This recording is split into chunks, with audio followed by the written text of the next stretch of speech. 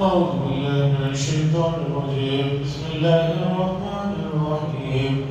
لئن لم ينته المنافقون والذين في قلوبهم مرض والمرجفون في المدينة لنغرينك بهم ثم لا يجاورونك فيها إلا قليلا ملعونين أينما ثقفوا أخذوا وقتلوا تقتيلا سنة الله في الذين خلوا من قبل ولن تجد لسنة الله تبديلا يسألك الناس عن الساعة قل إنما علمها عند الله وما يدريك لعل الساعة تكون قريبا إن الله لعن الكافرين وأعد لهم سعيرا خالدين فيها أبدا لا يجدون وليا ولا نصيرا يوم تقلب وجوههم في النار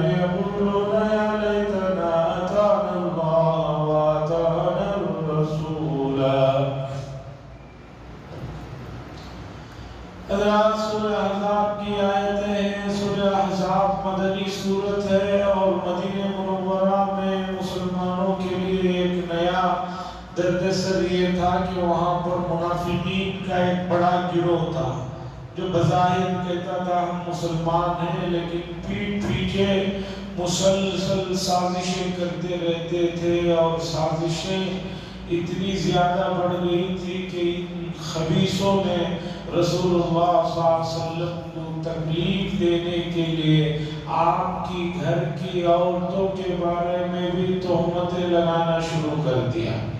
آپ جانتے ہیں کہ کتنے بڑے دکھ کی اور تکلیف کی بات ہوتی ہے کہ پاکیزہ اور عفیف عورتوں پر اس طرح کی تہمتیں لگانے سے ان پر اور ان کے گھر والوں پر کیا گزرتا. اللہ فرما رہے ہیں لَإِن لَّمْ يَنْتَهِ الْمُنَافِقُونَ اگر یہ منافقین جن کے دلوں میں روگ ہے بیماری ہے یہ لوگ اگر ان کاموں سے باز نہیں آئے اور مدینے میں شر انگیزیاں پھیلانے سے باز نہیں آئے تو عنقریب ہم تمہیں ان کے خلاف کھڑا کر دیں گے پھر یہ تمہارے ساتھ نہیں رہ پائیں گے مگر چند دن. اللہ فرما رہے ہیں کہ منافقین کو کہہ دے کہ وہ ان حرکتوں سے باز آ جائے اور ان سازشوں سے باز آ جائے ان افواہوں سے باز آ جائے. افواہیں پھیلانے کا جو کام انہوں نے مدینے میں شروع کر رکھا تھا اگر یہ باز نہیں آئیں گے تو اللہ فرما رہے ہیں ہم مسلمانوں کو کھڑا کر دیں گے ان کے خلاف یہ کھڑے ہوں گے پھر ان کو مدینے میں رہنے کی جو ہے زیادہ مہلت نہیں رہ جائے گی. ملعونی دھتکارے ہوئے رہیں گے. پہلے تو ان کا پردہ نہیں فاش کیا گیا تھا اب ان کا پردہ فاش کر دیا گیا ہے تو اب یہ دھتکارے ہوئے ہوں گے. اینما ثقفوا جہاں بھی ان کو آپ پکڑیں گے پکڑے جائیں گے اور ان کو جو ہے پکڑ کر جو ہے قتل کر دیا جائے گا. مفسرین کہتے ہیں یہ بددعائیہ جملہ ہے. اگر یہ اپنی حرکتوں سے باز نہیں آئے تو اللہ فرما رہے ہیں کہ یہ قتل کر دیے جائیں گے. اور دوسرے مفسرین کہتے ہیں کہ اللہ تبارک و تعالیٰ ان کو وارننگ دے رہے ہیں یا تو ان حرکتوں سے باز آ جاؤ یا نہیں تو تمہاری ان خباثتوں کے نتیجے میں تمہیں جو ہے ان حرکتوں کی وجہ سے پکڑ کر جو ہے مار دیا جائے گا قتل کر دیا جائے گا.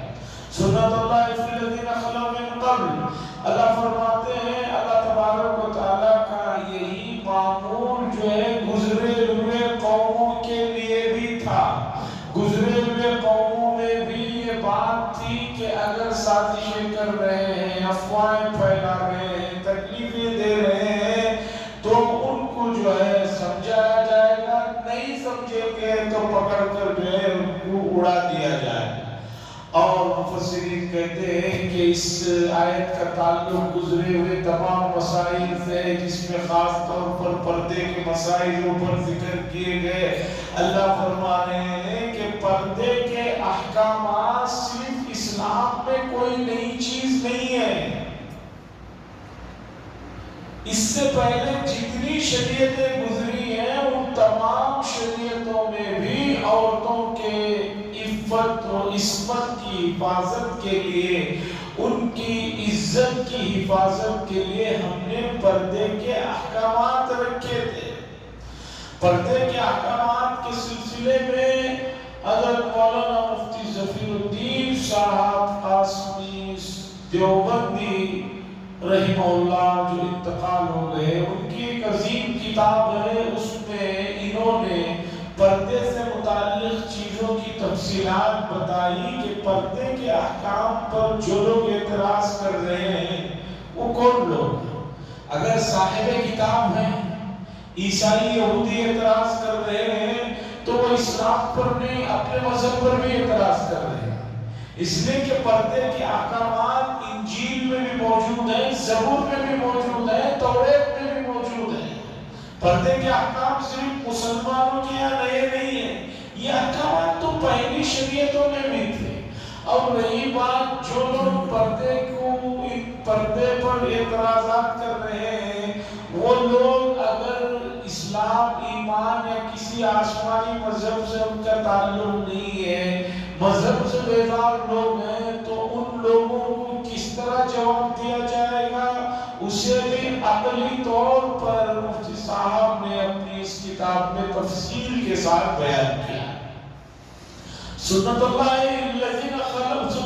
فی الذین خلوا من قبل، اللہ کا یہی معمول رہا ہے گزرے ہوئے زمانوں میں بھی۔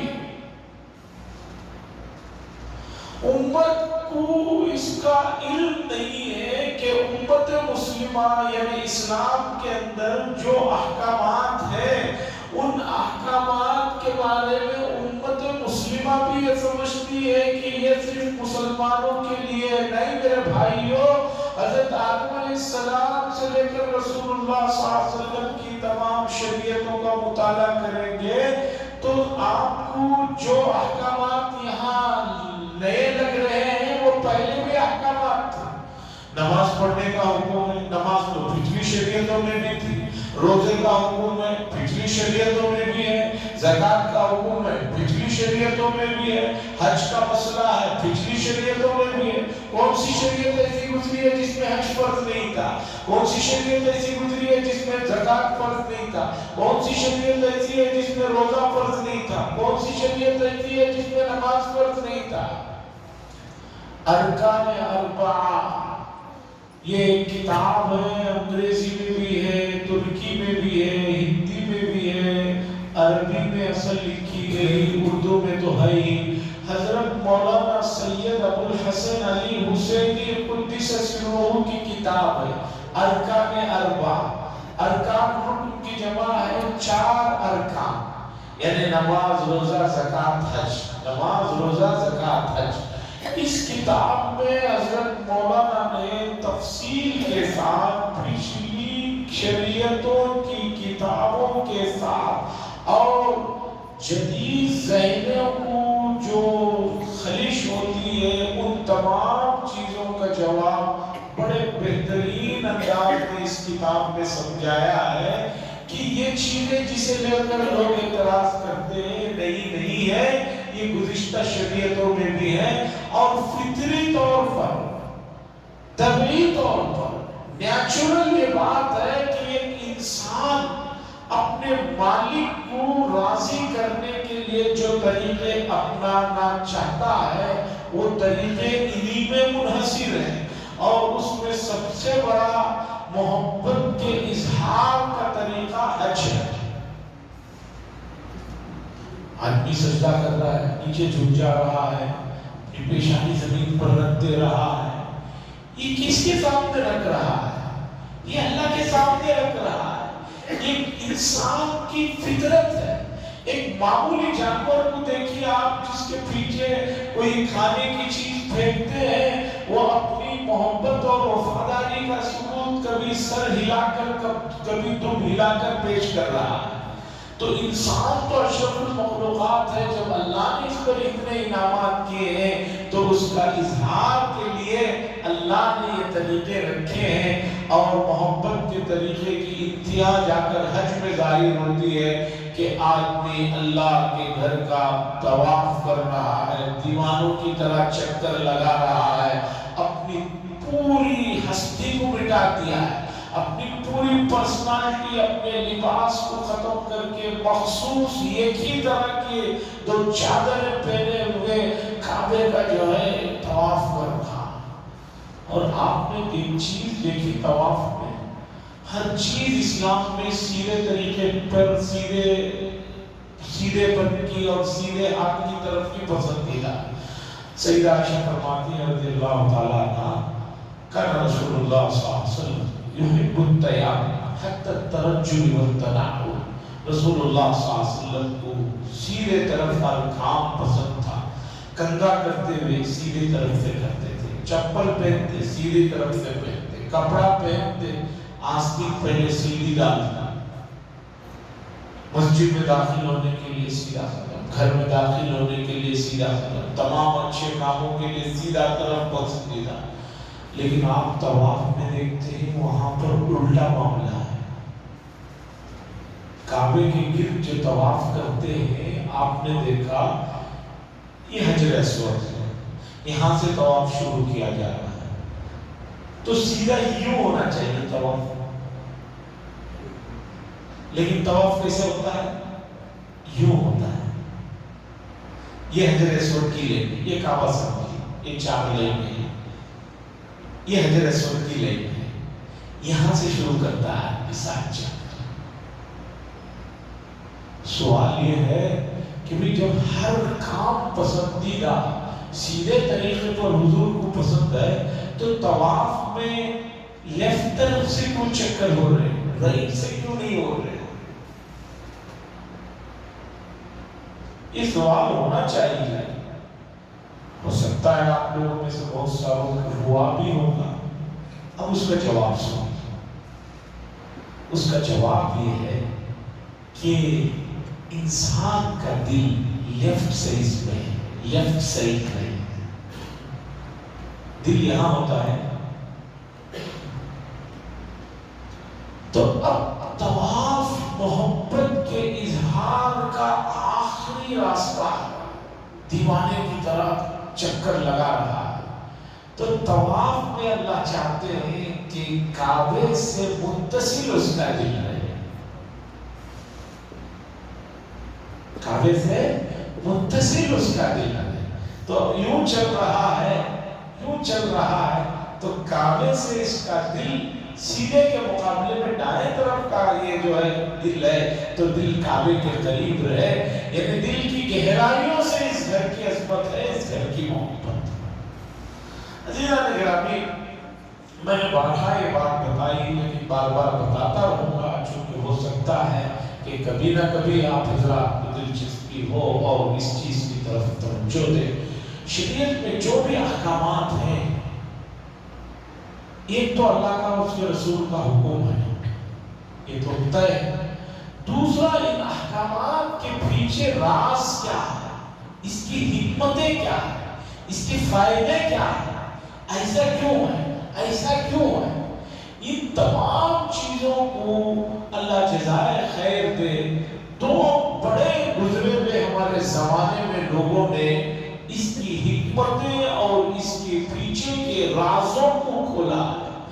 ایک ہے حضرت امام غزالی علیہ الرحمہ قدس سرہ، جو تقریباً 700 سال پہلے ایک بڑے آدمی گزرے ہیں، انہوں نے جو ہے ان رازوں پر سے پردے اٹھائے ہیں، اور سب سے بڑا اس سلسلے میں جو کام ہوا ہے اور جو کام کیا گیا ہے، اللہ ان کی روح کو منور فرمائے، اعلیٰ اعلیٰ درجات نصیب فرمائے۔ ہم سب کے لیے فخر کی بات ہے کہ حضرت شاہ ولی اللہ صاحب محدث دہلوی علیہ الرحمہ، ایک بڑی شخصیت ہمارے ملک میں گزری ہے 400 سال پہلے، جن کا نام ہے حضرت شاہ ولی اللہ صاحب محدث دہلوی۔ ان کے 4 فرزند ہوئے، چاروں میں بھی قرآن پر کام کیا۔ پہلا قرآن کا اردو میں ترجمہ کرنے والے ان کے ایک فرزند ہیں، رفیع الدین صاحب، اس طرح ان کے 4 فرزند ہیں. انہوں نے ایک کتاب لکھی حجت اللہ البالغہ.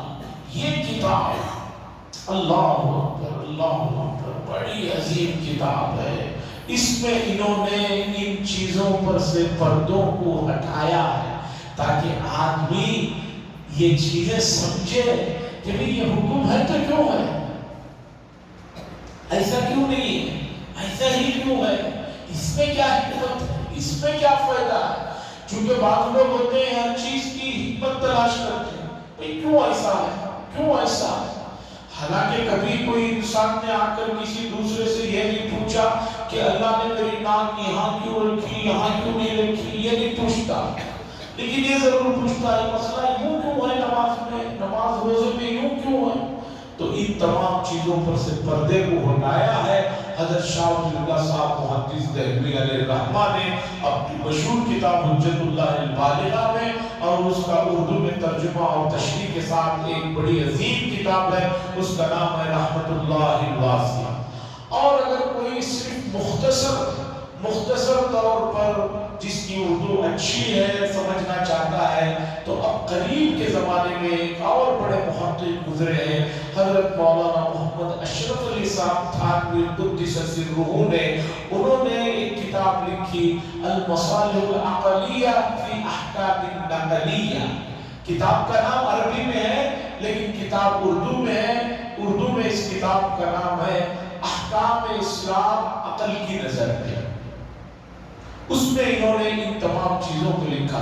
تو بہرحال اللہ فرماتے ہیں سنت اللہ فی الذین خلو من قبل، لوگوں پردے کے احکامات یہ اس سے پہلے بھی رہے ہیں، اور شرع کیفی کرنے والوں کی گلے کو اڑانا یہ بھی پہلے سے رہا ہے، یہ کوئی نیا اسلام میں احکام نہیں ہے. وَلَن تَجِدَ لِسُنَّتِ اللَّهِ تَبْدِيلًا. اللہ فرماتے ہیں اللہ کا جو معمول ہے، اللہ کے جو قوانین ہیں، جو اصول ہیں، اس میں کبھی آپ تبدیلی نہیں دیکھیں گے. یہ تو انسانوں کی مصلحت ہے، یہ تو انسانوں کا مسئلہ ہے کہ آدمی طاقت میں ہے تو اس کا الگ اصول بناتا ہے، جب وہ کمزور ہونے لگتا ہے الگ اصول بنانے لگتا ہے. اللہ فرماتے ہیں وَلَن تَجِدَ لِسُنَّتِ اللَّهِ تَبْدِيلًا. اللہ کے معمول میں آپ کو کبھی کوئی رد و بدل تبدیلی نہیں ملے گی. یہ سنت الناس والنساء. لوگ نبی صلی اللہ علیہ وسلم آپ سے پوچھتے ہیں قیامت کب آئے گی. اس زمانے میں بھی پوچھتے تھے، اب بھی پوچھتے رہتے ہیں. بہت سارے لوگ اسی چکر میں پڑے ہوئے. بعض لوگ جو تھوڑا بہت پڑھنا لکھنے کے شعور آتا ہے تو فوراً ان کو کہتے ہیں کہ قیامت کے سلسلے میں کچھ مواد چاہیے مجھے. اس سے ملاقات ہوتی رہتی ہے اس طرح کے لوگوں کہ قیامت کے سلسلے میں مجھے کچھ مواد چاہیے، کچھ لٹریچر چاہیے. بھئی کیوں چاہیے؟ نہیں میں کیلکولیشن لگانا چاہتا ہوں کب آئے گی قیامت. اور عجیب بات ہے بنگلور میں بھی قریب میں تقریباً 2-3 سال پہلے ایک سائنٹسٹ صاحب نے ایک پیشین گوئی بھی کر دی کہ میں نے پوری حدیثوں کا مطالعہ کیا اور کون سی چیز کب واقع ہوئی اس سے حساب کتاب لگا کر انہوں نے 2024 یا 25 کا ٹائم دیا ہوا ہے اور کہا کہ اسی وقت میں قیامت آئے گی. 24 تو آ چکی ہے اور 4 مہینے بھی گزر چکے ہیں، خدا جانے کب آئے. ہاں جو آدمی مرتا ہے اس کی قیامت تو اسی وقت شروع ہو جاتی ہے. بہت بڑا ایونٹ ہوا وہ جو کتاب کا افتتاح ہوا. آپ دیکھیں گے اس زمانے کے سالہ اخبار میں اس کی بڑی یہ ہوئی. ہمارے غالباً ایک سیاسی آدمی بڑے خان صاحب بھی اس میں اس کتاب کے ایونٹ میں تھے پروگرام میں. انہوں نے دلائل سے ثابت کیا کہ میں نے قرآن و حدیث کا اتنا مطالعہ کیا ہے، اس سے وہ حساب لگایا ہے. حضور تب پیدا ہوئے، سورج تب 2 ٹکڑے، چاند 2 ٹکڑے ہوئے. یہ تمام حساب کتاب لگا کر انہوں نے 24 کا کہا ہے یا اسی کے آس پاس کچھ کہا ہے. چونکہ اس سے پہلے بھی کئی لوگوں نے اس طرح کی پیشین گوئیاں کی. 2012 میں بھی کافی لوگ ڈرے ہوئے تھے قیامت آ رہی ہے. تو بہرحال اللہ فرماتے ہیں قل انما علم عند اللہ. اے نبی صلی اللہ علیہ وسلم آپ کہہ دیجئے کہ قیامت کب آئے گی اس کا علم اللہ کے پاس ہے. عند اللہ، اللہ بہتر جانتے ہیں. اللہ کے پاس علم ہے، میرے پاس علم نہیں، اس لیے مجھے اس کے بارے میں سوال مت کرو. اب آگے سنیے وَمَا يُدْرِيكَ لَعَلَّ السَّاعَةَ تَكُونُ قَرِيبًا. اور تمہیں کیا خبر، شاید کہ قیامت بالکل تمہارے قریب میں ہو، تمہارے قریب میں ہو اور تمہیں پتا بھی نہیں۔ جیسے کہ ایک آدمی رات میں سویا، رات میں درد ہوا، صبح اس کا انتقال ہو گیا، وَمَّاتَ قَامَتِ الْقِيَامَةُ، جو آدمی مرتا ہے اس پر تو قیامت اسی وقت آئی ہو جائے۔ اور اردو میں بھی آدمی بولتے رہتا ہے، اردو میں بھی محاورے ہیں، ایسی گرمی ہے بس قیامت یاد آ گئی۔ تو بہرحال وَمَا يُدْرِيكَ لَعَلَّ السَّاعَةَ تَكُونُ قَرِيبًا، اور کیا پتا تمہیں اس کا کیا علم کہ شاید قیامت قریبی ہو۔ ان اللہ لعن الکافرین، بے شک اللہ تبارک و تعالیٰ نے کافروں کو رحمت سے دور کر دیا ہے، وَأَعَدَّ لَهُمْ سَعِيرًا، اور ان کے لیے بہت ہی دردناک اور خوفناک اور جو ہے تکلیف دینے والے عذاب کو اللہ نے تیار کر رکھا ہے۔ خالدین فیہا ابدا، ہمیشہ ہمیشہ اس میں رہیں گے، اس جہنم میں جو کفر پر بنا ہے وہ آدمی اس میں ہمیشہ رہے گا۔ ٹیمپروری کا سوال نہیں ہے کہ چند دن جلے چلو بعد میں اٹھ جائیں گے، نہیں، خالدین فیہا ابدا، ہمیشہ ہمیشہ رہیں گے۔ لا یجدون ولیا ولا نصیرا، اور یہ لوگ کوئی اپنے لیے نہ حمایتی کو پائیں گے اور نہ کسی مددگار کو پائیں گے۔ جہنم میں ڈالنے کے بعد قیامت میں ایسا کوئی نہیں کہ ان کا کوئی ایک حمایتی اٹھ کر کھڑا ہو جائے، ایک کوئی مددگار کھڑا ہو جائے اور ان کو جہنم سے نکال کر جو ہے جنت میں ڈال دے، ایسا نہیں ہے۔ اور ایسا بھی نہیں ہے جیسے کہ کسی زمانے میں عیسائیوں کے جو بڑے تھے پادری، وہ لوگ جنت کی سرٹیفکیٹ بانٹا کرتے تھے۔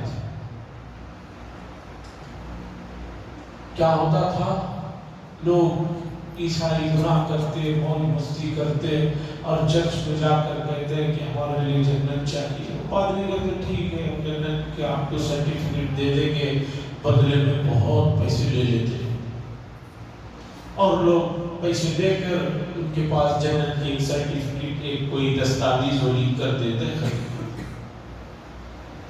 عیسائیوں میں ایک آدمی تھا مارتن لوتھرو، اس طرح کا نام ہے، انگریزی نام ہے، صحیح مجھ سے تلفظ نہیں ہوتا۔ اس نے سوچا کہ بھی یہ پادریوں کی یہ جنت بیچنے کی اسکیم کو کیسے بند کیا جائے، اس لیے کہ لوگ جنت خریدنے کے بعد اور کھل کر ظلم کر رہے ہیں۔ وہ کہتے ہیں کہ ہمیں ڈرنے کی کیا ضرورت ہے، جنت تو خرید ہی لیا، اب یہاں سے جاتے وہاں جنت میں جائیں گے، تو اب اور زیادہ ظلم و ستم کر رہے ہیں اور حلال حرام کی تمیز کو مٹا دیے ہیں، تو اب کیسے روکا ہے؟ اس نے بہت پادریوں کو سمجھایا، ان کے بڑوں کو سمجھایا، یہ جو تم کر رہے ہیں اس سے تمہیں فائدہ تو ضرور ہو رہا ہے لیکن نقصان بہت ہو رہا ہے، لوگوں میں اخلاقیات کا جنازہ اٹھ رہا ہے، لوگوں میں شرم و حیا ختم ہو رہی ہے، ظلم و ستم کا بازار گرم ہے۔ کیوں؟ اسے کچھ بھی کہو وہ کہے گا کہ بھئی مجھے کیا ڈر رہا ہے، یہاں دیکھیے میرے پاس جنت کی سرٹیفکیٹ ہے، مروں گا وہاں چلا جاؤں گا۔ آخر میں اس مارتن لوتھرو نے کیا کیا، پادریوں کے پاس گیا اور جا کر کہا مجھے ایک چیز آپ لوگوں سے خریدنی ہے۔ انہوں نے کہا ٹھیک ہے، ہم تو آسمان کے ٹھیکیدار ہیں، بتاؤ کیا خریدنا۔ اس نے کہا کہ مجھے جہنم خریدنی ہے۔ کیا خریدنی ہے؟ جہنم۔ پادریوں نے کہا کہ بھئی یہ تو عجیب آدمی ہے، سب لوگ جنت کی سرٹیفکیٹ خرید رہے ہیں، یہ جہنم خریدنا چاہ رہے ہیں۔ اس نے کہا جتنا چاہے پیسہ لے لو لیکن میں پوری جہنم خریدنا چاہتا ہوں۔ پادریوں نے کہا چلو ایک اور بیوقوف ملا، پہلے تو جنت بیچتے تھے اب جہنم بھی بیچتے تھے، اس سے پیسے لوٹتے۔ انہوں نے کہا اس نے اتنے جتنے انہوں نے پیسے مانگے اتنے پیسے دے دیے اور کہا کہ بھی جہنم ہم نے آپ کو بیچ دیا۔ اس نے کہا پادریوں سے بھئی سرٹیفکیٹ دو، دستاویزات دو، بھائی بغیر دستاویزات کے کیسے میں اللہ کے یہاں پوچھوں۔ وہ جیسے جنت کی دستاویز بنا کے دیتے تھے، انہوں نے اسے بھی ایک جہنم کی دستاویز بنا کے دی۔ اس کے بعد مارٹن لوتھر آیا، شہر کے چوراہے میں کھڑا، اور کھڑے ہو کر اس نے تمام لوگوں کو جمع کیا، جمع کر کے کہا دیکھو یہ چرچ سے میں نے پوری جہنم خرید لی ہے، یہ اس کی دستاویزات ہیں۔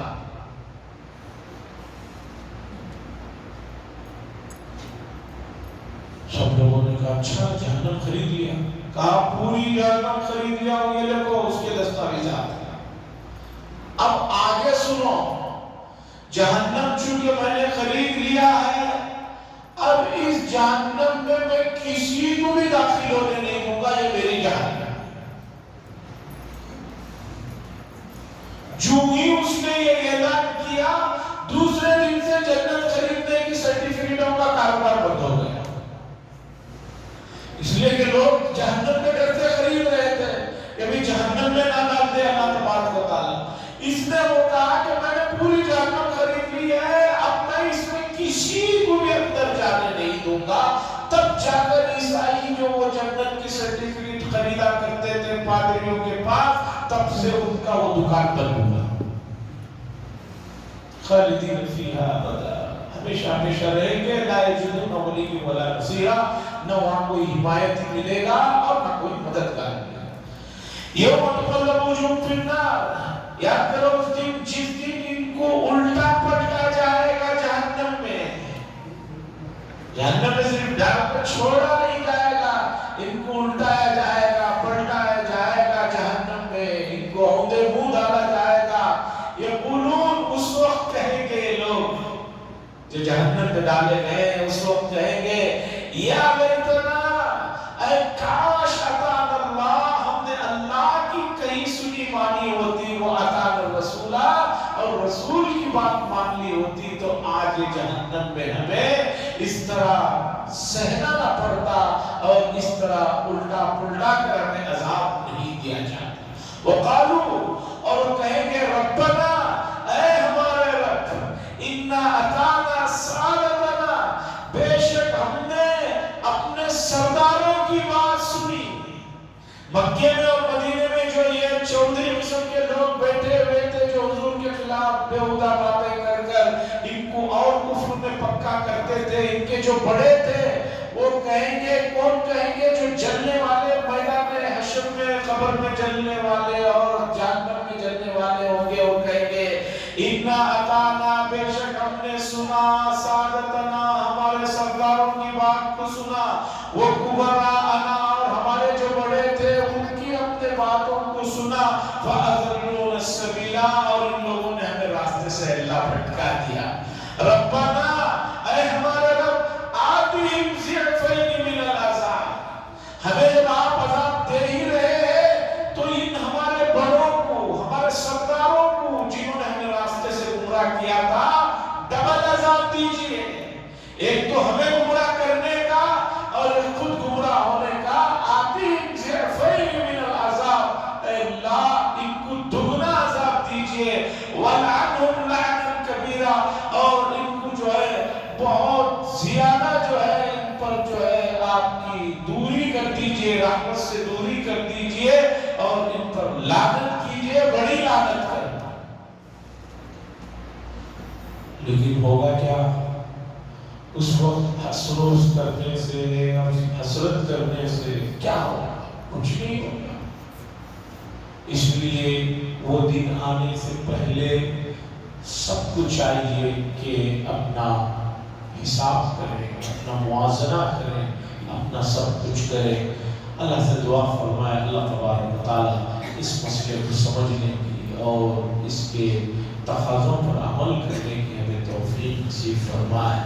حضرات، ایک دعائے مغفرت کی بھی گزارش ہے۔ ہمارے مصلی مستجاب ثقاف، ان کے پھوپھو کا سنوں میں پھوپھی کا انتقال ہو گیا، منیرہ رشیدی، دعا فرمائے اللہ مرحوم کی کروٹ کروٹ مغفرت فرمائے، ان کو ماندگان کو صبر جمیل نصیب فرمائے اور جنت میں اعلیٰ مقام نصیب فرمائے۔ بھدراوتی میں کہیں ان کا گاؤں ہے، ہمارے مسلی ہیں، تو انہوں نے دعا کی درخواست کی تھی ان پر۔ الحمدللہ رب العالمین، اللہم صلی علی سیدنا شفیعنا نبینا حبیبنا مولانا محمد بارک وسلم۔ اللہم انت السلام ومنک السلام تبارک یا ذا الجلال والاکرام۔ اللہم ارزقنا علم التوحید وعمل الاخلاص وحسن الخاتمہ۔ صلی اللہ تعالی وسلم علی خیر خلقہ محمد وعلی آلہ وصحبہ أجمعين، والحمد لله رب العالمين۔